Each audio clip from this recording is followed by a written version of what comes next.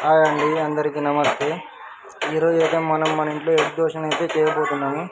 దానికి కావాల్సింది ఒకటి గుడ్డు, కారం, ఉప్పు, కొద్దిగా అల్లం పేస్ట్ తీసుకొని బాగా మిక్స్ చేసుకోవాలి. తర్వాత ఒక బౌల్లో మనకు కావాల్సినంత పిండి కలుపుకోవాలి.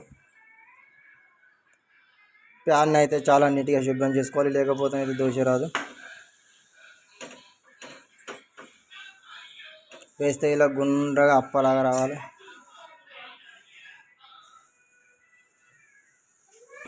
కొద్దిగా ఆయిల్ అయితే మనం అటాచ్ చేసుకోవాలి. తర్వాత మనం ఏదైతే చేసుకున్నామో దాన్ని ఇలా గుండ్రగా వేసుకోవాలి. నీట్గా మొత్తం రావాలి. బయట కొంటే 50-100 రూపాయలు, మన ఇంట్లో అయితే 10 రూపాయలతో అయిపోయింది. ఇలా మంచిగా అప్లై చేసుకోవాలి నీట్గా.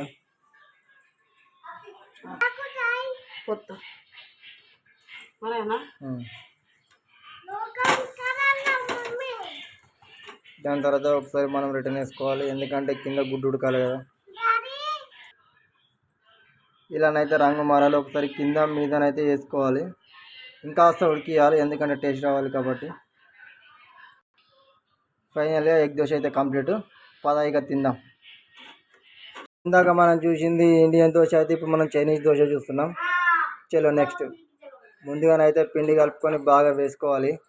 దాని తర్వాత ఇలా గుండ్రగా అప్పలెక్కేసుకోవాలి. దాని తర్వాత అయితే గుడ్డు బాగా కొట్టుకొని ఇట్లనైతే పోసుకోవాలి.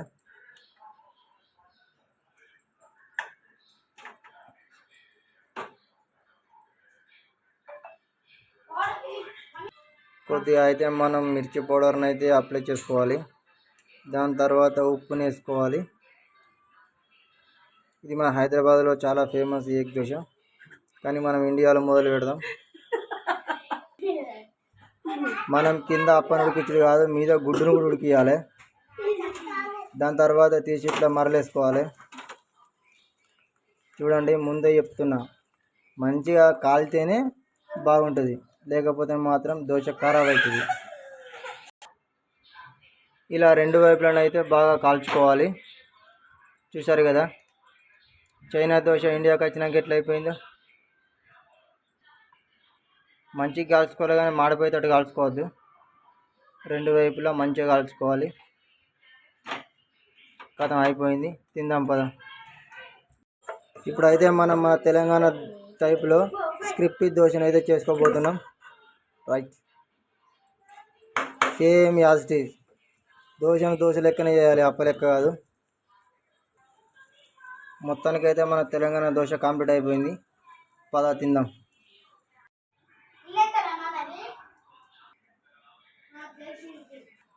పోషే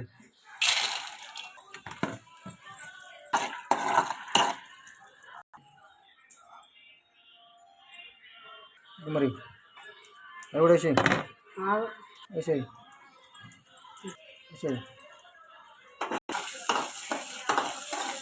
వేసేయి వేసేయి వేసేయి.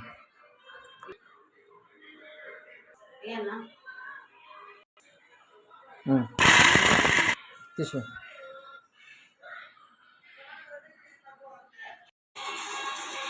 ఇండియా ఎగ్ దోశ,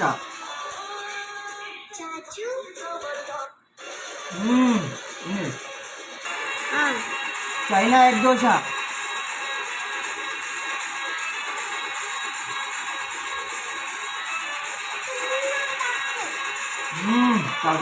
ఇది మన తెలంగాణ దోశ.